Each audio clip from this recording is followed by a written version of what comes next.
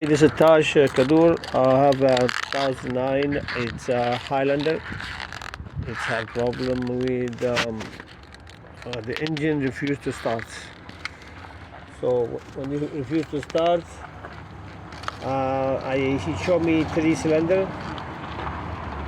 So number 6, 8, and number 4. I believe who do the job before, he doesn't want to open the bag.